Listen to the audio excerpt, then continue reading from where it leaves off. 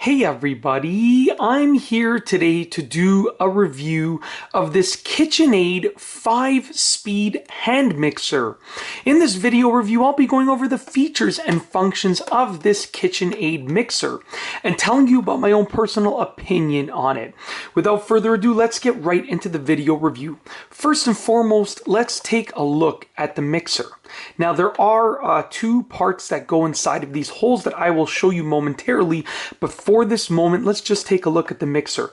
As you can see right here, it has a beautiful ice blue coloration. The handle is nice and easy to grip. You have the controls that are easy to access. This button is used to remove the two components that go here. It's relatively lightweight, so that means that you're going to be able to use it for a long time without putting any strain on your wrist or on your arm muscles or anything like that. Very simple and straightforward design. It has 5 speeds. As you can see, the knob goes all the way from off to speed 1, 2, 3, 4, and 5. Just like that. And this button can also be accessed really easily. Now, if you take a look at the bottom here, you can see that there are these spots for the actual beater blades to go into. Now, this one right here does not have a little lip on it, but this one does have a lip on it. And that's interesting because there's actually a specific spot for the one with the lip to go into. And it's this slot right here. So I'm just going to turn it and push until it finds the opening. It clicked into place just like that. And then we have the one without the lip. That once again, just going to turn and push until I find the opening, and then we're just going to allow it to click into place just like that. So now as you can see, they are both nicely in place. I like to just give them a quick pull to make sure that they're nicely in place. But what I'm going to do is I'm going to actually plug in the unit. I'm going to make sure that it's off right now, just to double check. Let's plug it into the electrical outlet, and we're ready to actually turn it on. Now, like I said, it's relatively lightweight, so that means you can use this for a long period of time. And to turn it on, all that you have to do is go and push this knob up. Now, I'm going to start off with the speed 1, and then we're going to move up all the way to speed 5. So check this out right here. That's speed 1. That's what it looks like right there. 2, 3, 4, and 5. As you can see, speed 5 is really fast. Now, the thing that I like about this is, first and foremost, it's really compact and easy to store away. This is not something that's going to take up a lot of space on your counter. This is not something that's going to take up a lot of space in your cupboard. And that's why my wife and I purchased this, because it doesn't take up a lot of space and it gets the job done really well.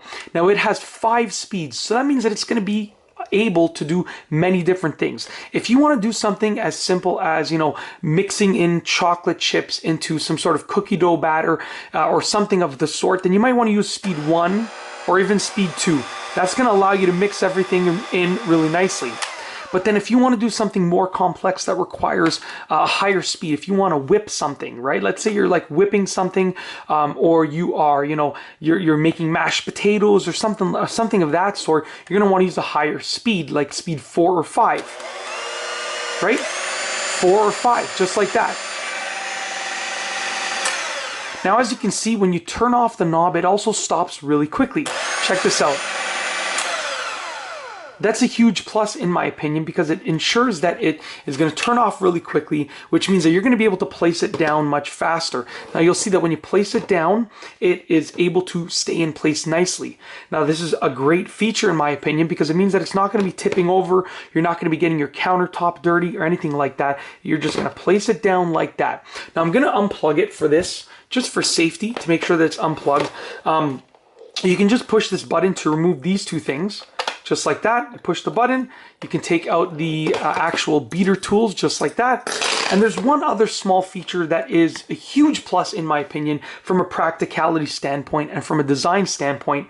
Now, most people might not even notice this feature, but it's a huge plus in my opinion. Right now, the electrical cord is able to swivel back and forth. But let's say you're mixing and you want to make it stay to this side right here. You can actually lock it in place. Check that out. The cord is not going anywhere. Then you can unlock it if you want it to swivel, or you can lock it in place on the other side.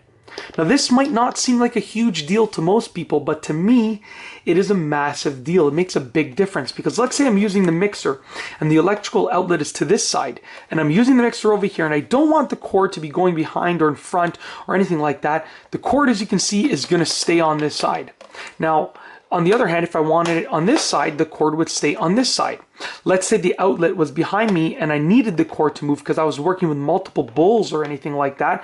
You know, if I was using 3 different bowls and using it in different locations, then I would need the cord to swivel.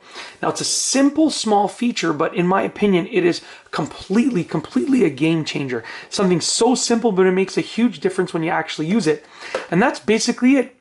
I really hope that you've enjoyed this video review of this KitchenAid 5-speed hand mixer. If you liked the video, be sure to give it a thumbs up. Let me know what you think down below as a comment, and of course, be sure to subscribe for more great videos just like this one. And that's all I have for you today. Thanks for watching.